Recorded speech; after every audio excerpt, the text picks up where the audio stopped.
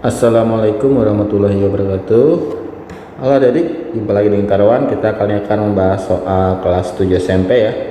Untuk persiapan penilaian akhir semester genap. Di sini Karawan udah ada soal ini ya, dikirim dari seseorang siswa. Mohon dibantu pembahasannya. Oke, kita langsung saja ya biar nggak terlalu berlama-lama.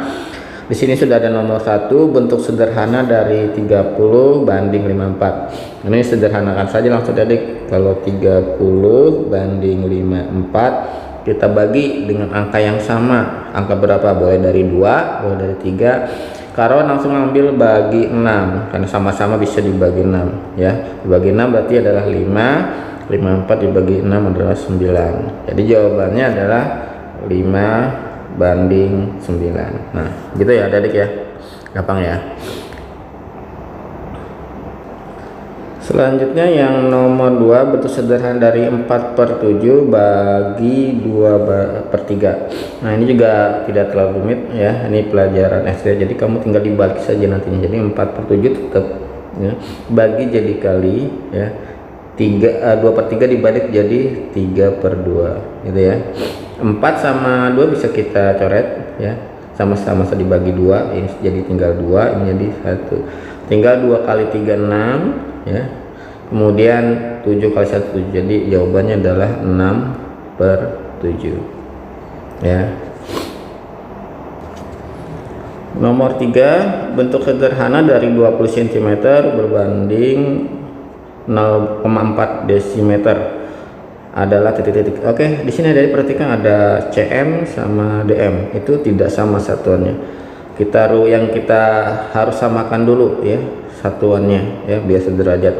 Jadi yang dm kita rubah jadi cm, berarti 0,4 kita kali dengan berapa supaya jadi cm?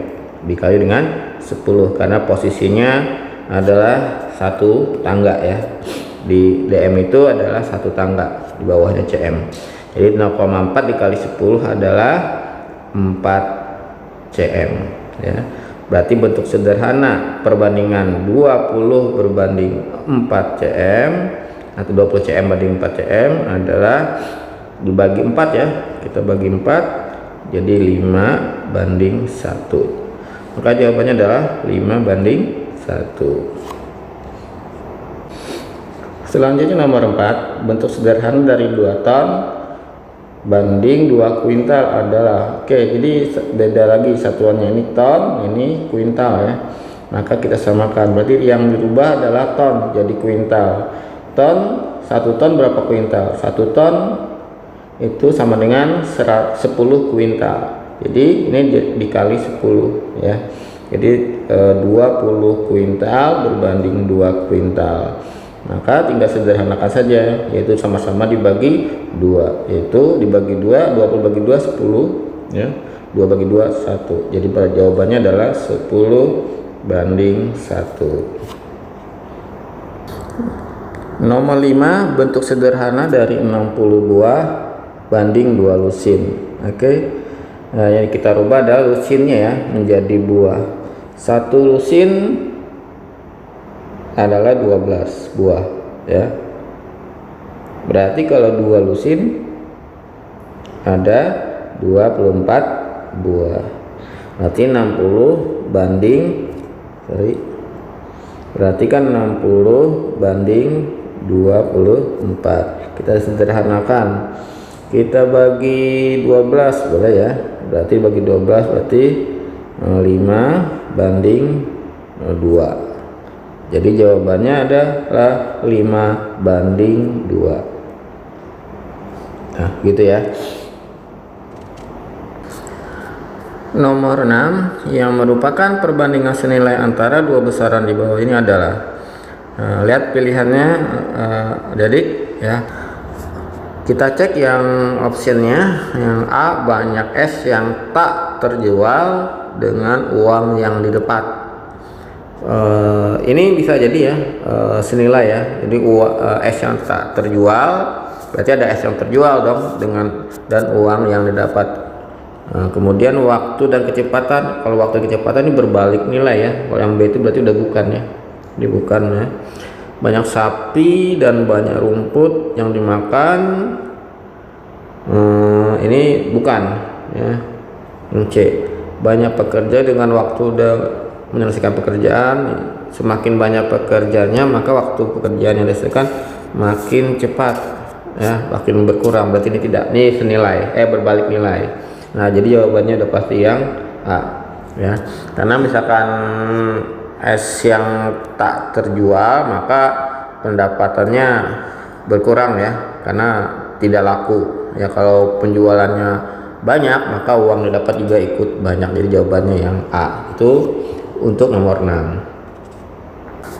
Selanjutnya nomor 7 ya, jika harga 3 gelas 24.000 maka harga 5 gelasnya adalah. Nah kalau ini kita menggunakan sistem dit per dik kali sol.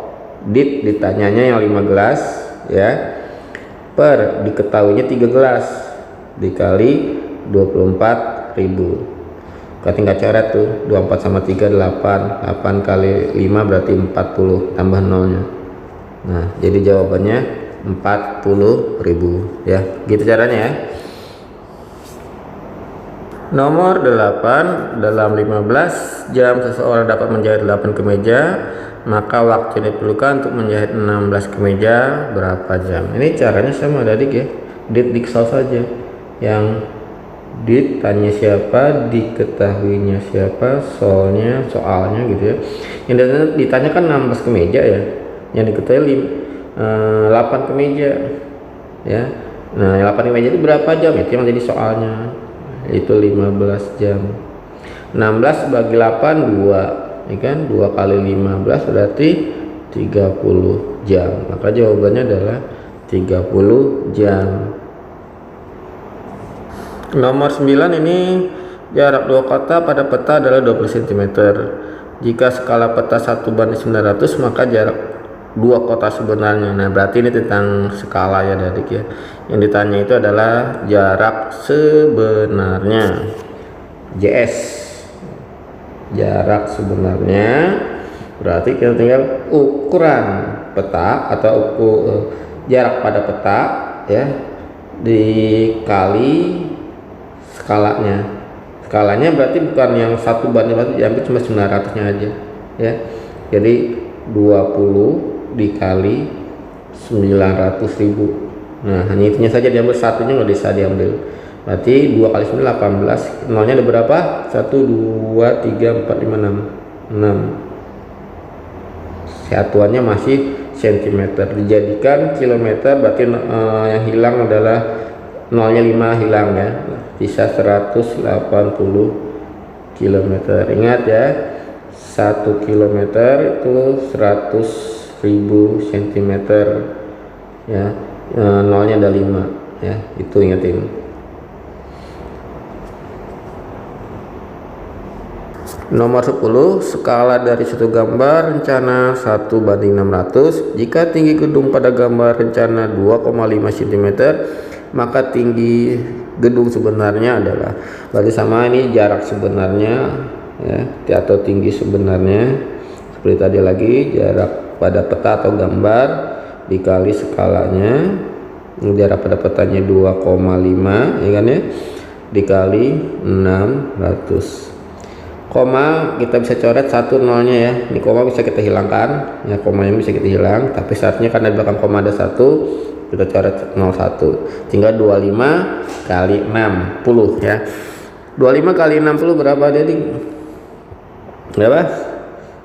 150 tambah 01 jadi 1500 cm, atau jadikan meter adalah 15 meter. Jadi jawabannya tinggi gedungnya adalah 15 meter. Nomor 11, dalam 15 jam seseorang dapat menjahit 8 kemeja. Waktu yang diperlukan untuk menjahit 16 kemeja adalah titik-titik jam. Nomor 11 tuh ini ada sama soalnya ya. Jadi jawabannya adalah 30 jam. Oke ya. Nomor 12, Jarak dua kota pada peta adalah 20 cm. Jika skala peta 1/900.000, maka jarak dua kota sebenarnya. Masih tentang jarak sebenarnya, ya. JP kali SK, ya, berarti kan tadi 20 cm, JP nya dikali skalanya yang 900 nya saja diambil.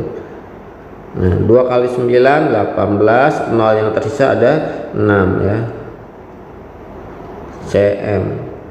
Berarti jadikan km, maka sama dengan 180 km. Sama, sudah mau 12 kayak soal ini, ya.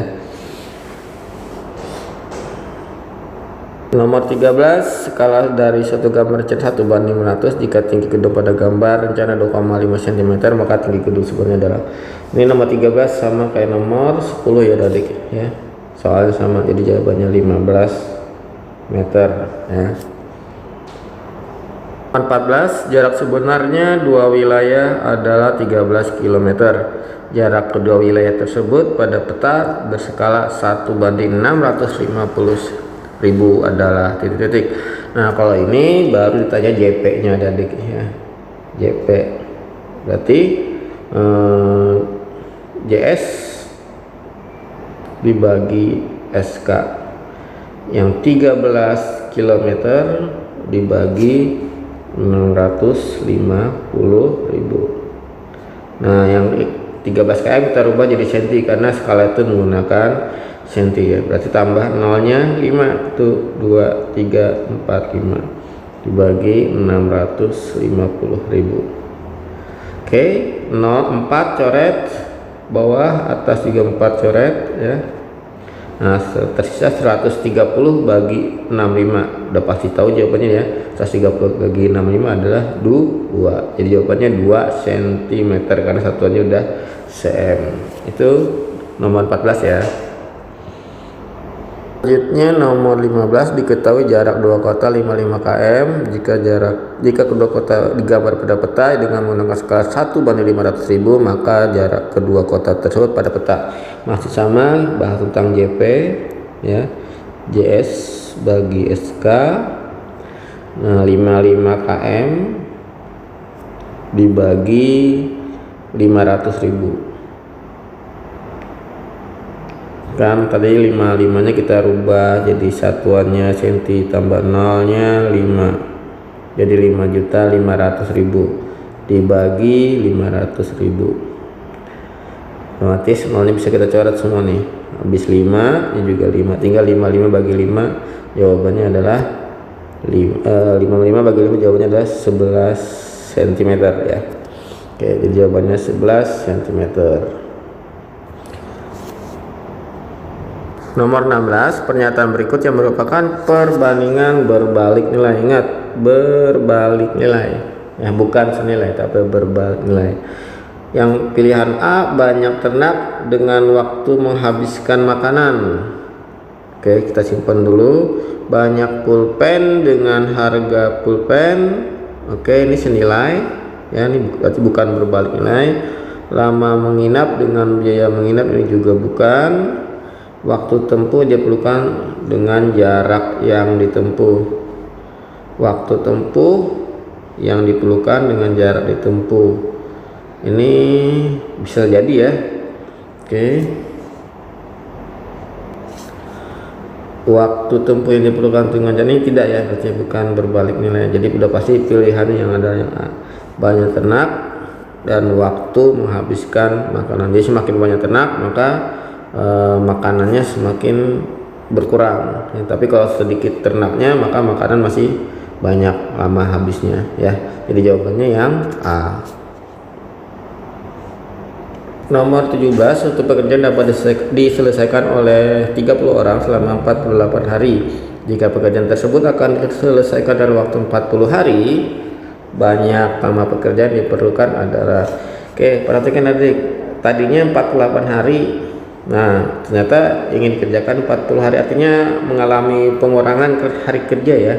Berarti biar lebih cepat waktu pekerjanya. Nah, tambahan orangnya yang diperlukan berapa? Nah, ini tentang perbandingan berbalik nilai, ya.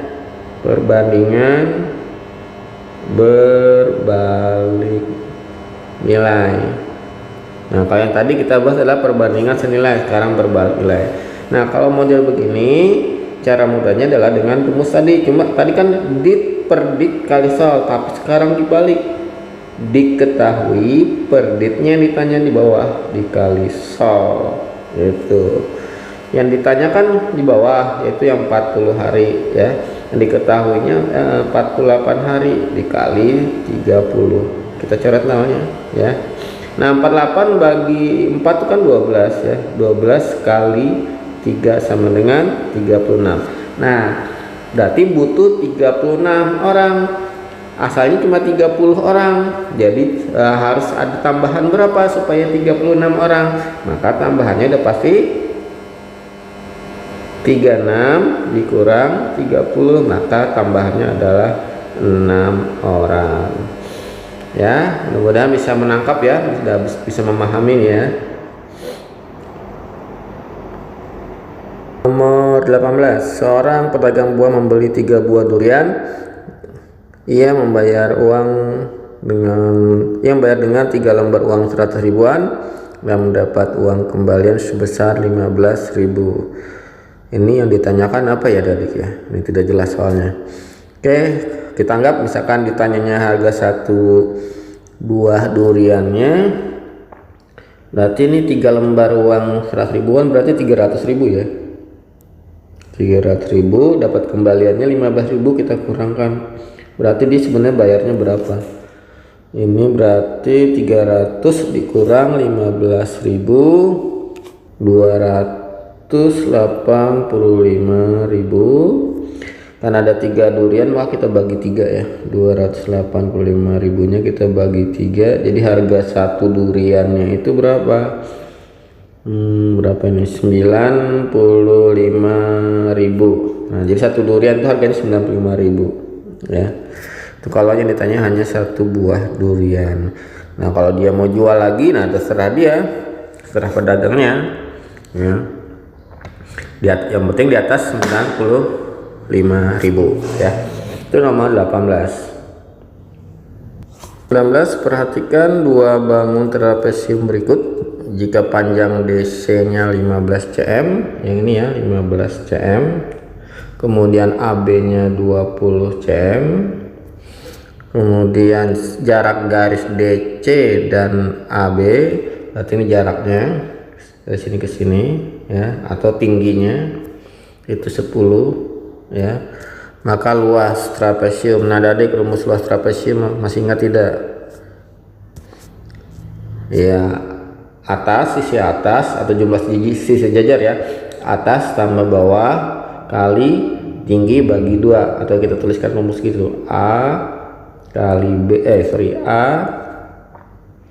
tambah B kali T bagi 2 gitu ya.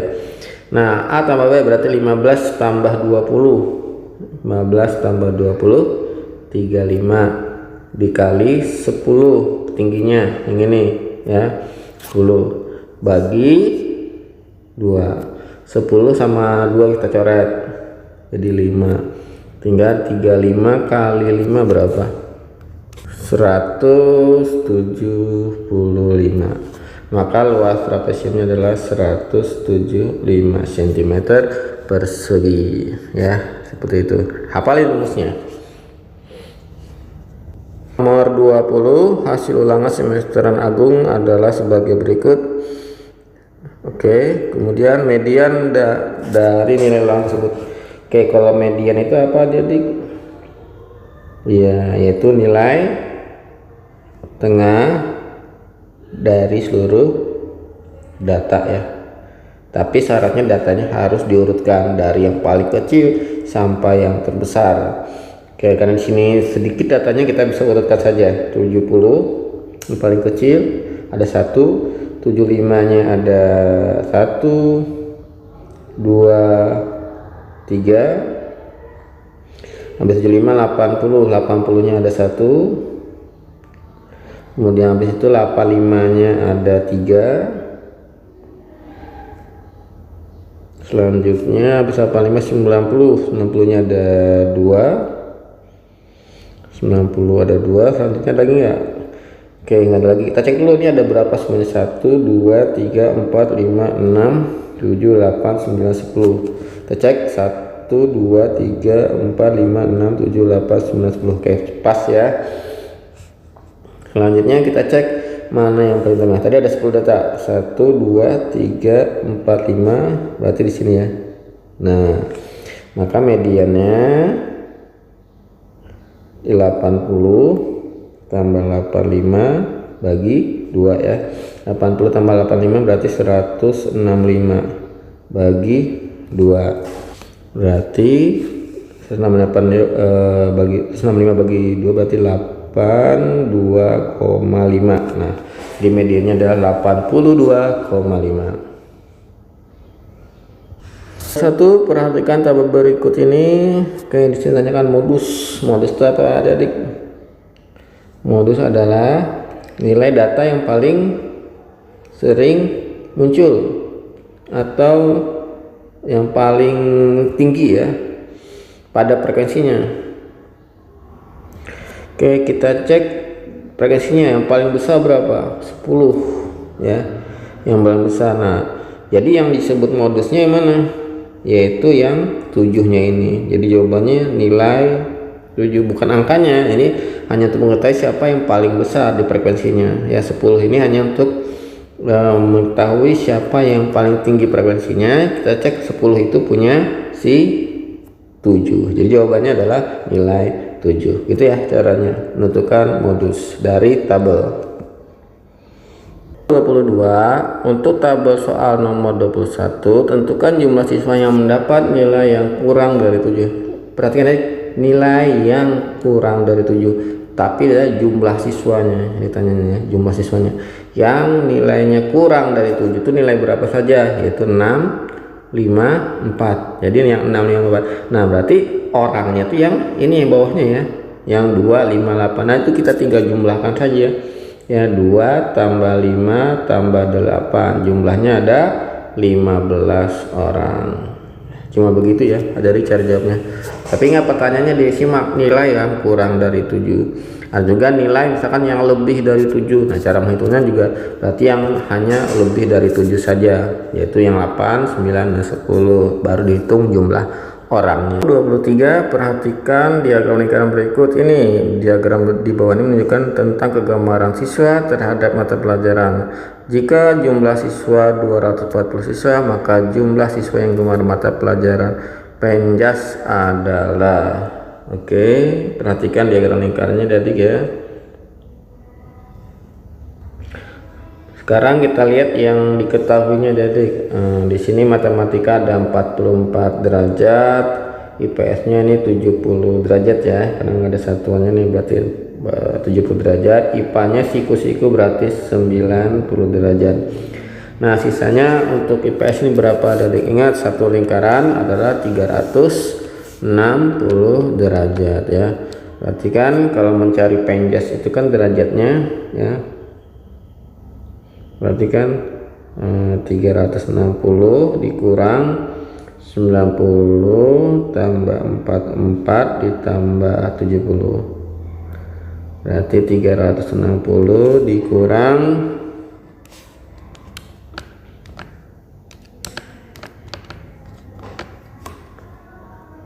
204.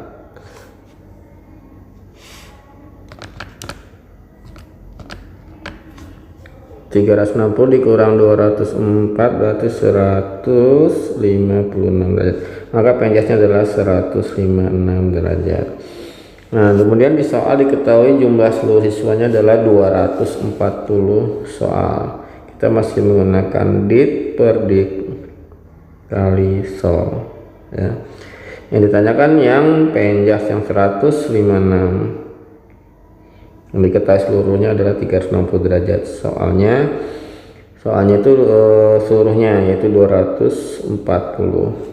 0 bisa kita coret ya. Kemudian 24 sama 36 itu bisa kita sederhanain, dibagi 12, sama-sama bagi 12. 12 ini 2, ini 3 ya. Nah, 6 bagi 3 itu 52 kali 2 104. Nah, maka jumlah siswa yang gemar PNS adalah 104 orang. Nah, itu adik caranya ya. Nomor 23. Nomor 24, perhatikan gambar berikut. Oke, ada 2 garis jajar dipotong oleh 1 garis. Dalam gambar di atas sebutkan sudut yang sudut dalam sepihak. Dalam sepihak. Perhatikan adik, dalam sepihak. Berarti daerah dalam itu hanya daerah sini saja ya. Nah, daerah sini disebutnya dalam ya. Kalau daerah sini disebutnya luar, sini juga luar. Berarti hanya bagian dalamnya. Ingatin, daerah dalamnya. Terus yang disebut sepihak itu kalau namanya ya. Nah, ini dalam tuh. Nah, seperti itu ya. Sudut 1 dan sudut C. Jadi daerah dalam ya, bukan daerah luar. Satu lagi adalah sudut 2 dengan sudut D. Itu sepihak dalam. Jadi kalau kita tulis tuh, jadi sudut 1 dan sudut C, kemudian sudut 2 dan sudut D. Karena ini kalau kita jumlahkan ya, itu harus 180 derajat. Ini kalau jumlahkan juga 180 derajat. Jadi itu syaratnya kalau untuk sudut dalam sepihak. 25, besar sudut terkecil yang dibentuk oleh jarum jam pada pukul 4. Jadi 1 jam itu berapa derajat? 1 jam. Jam 0 jam 1.00 itu 1 jam ya. Berarti 30 derajat. Nah, kalau pukul 4.00 ya 4 jam dong ya. 4 jam berarti 4 dikali 30 derajat berarti 120 derajat ya. Kalau pakai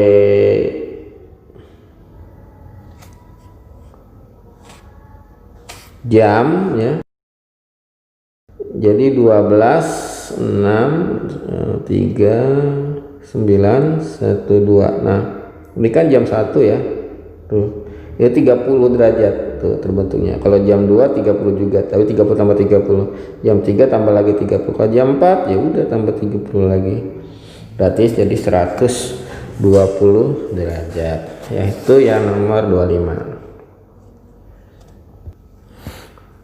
Nomor 26, dari gambar berikut diketahui perbandingan X banding Y adalah 2:7 besar sudut C. Oke, adik, ini adalah sudut berpelurus, itu 180 derajat ya.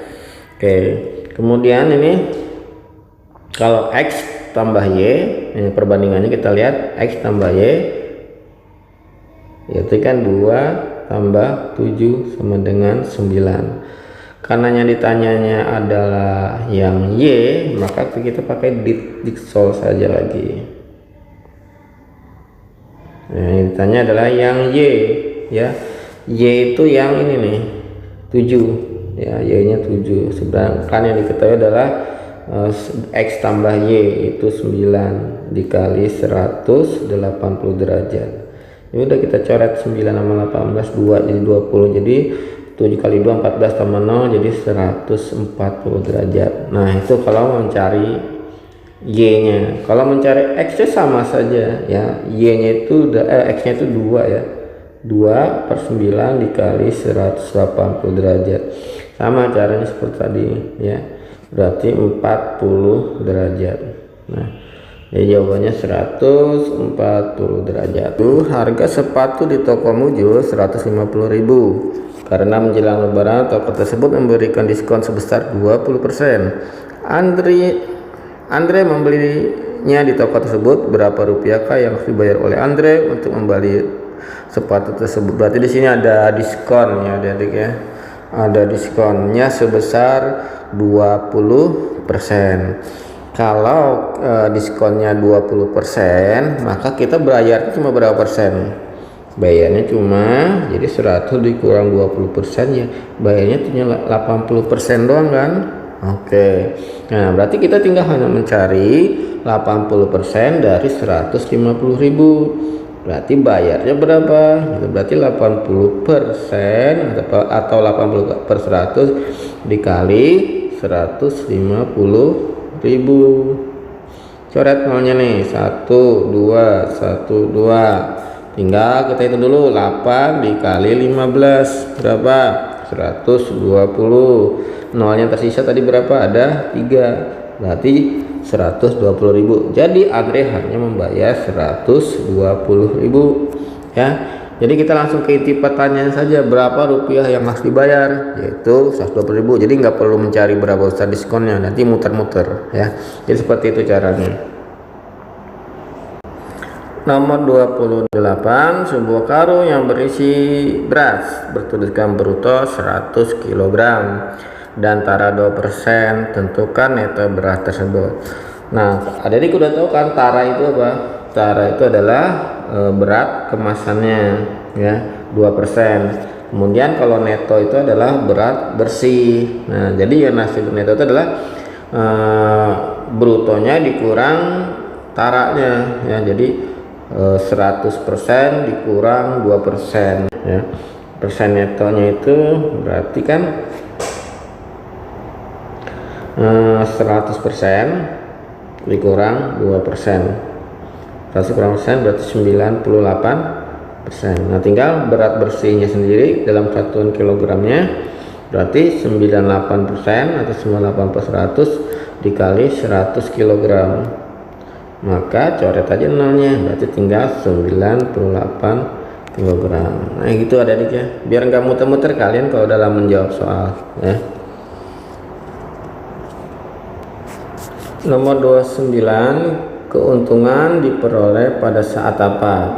Hati-hati ya adik dalam membaca pertanyaan. Keuntungan ya diperoleh pada saat titik-titik. Nah, yang pertama yang A, harga penjualan lebih kecil dari harga pembelian. Salah, ini bisa rugi ya. Harga penjualan sama besar modal, sama dengan harga pembelian. Ini balik modal, bukan. Harga penjualan lebih besar dari harga pembelian, ini namanya untung ya. Kemudian produk yang dijual laku di pasaran, ini juga dikategorikan bisa untung karena laku ya. Nah, yang disebut keuntungan. Nah, keuntungan itu apa? Keuntungan berarti penjualannya banyak dan harganya lebih besar dari pembelian ya. Kalau produk dijual laku di pasaran, artinya laku itu berarti keuntungannya besar ya. Maka di sini karena menggunakan bukan hanya untung tapi keuntungan ya, yang dianggapnya keuntungan, maka jawabannya harus yang D ya, karena laku. Kalau untung betul untung, tapi kalau tidak semua terjual ya tetap saja tidak ada keuntungan ya. Jadi jawabannya yang D. Nomor 30, seorang pedagang menjual sekarung beras dengan harga 500.000. Jika harga beli beras tersebut 390.000, ini modalnya, maka keuntungan yang diperoleh pedagang adalah, yaudah karena mencari untungnya saja dalam bentuk rupiah ya, berarti kan 500.000 dikurang 390.000,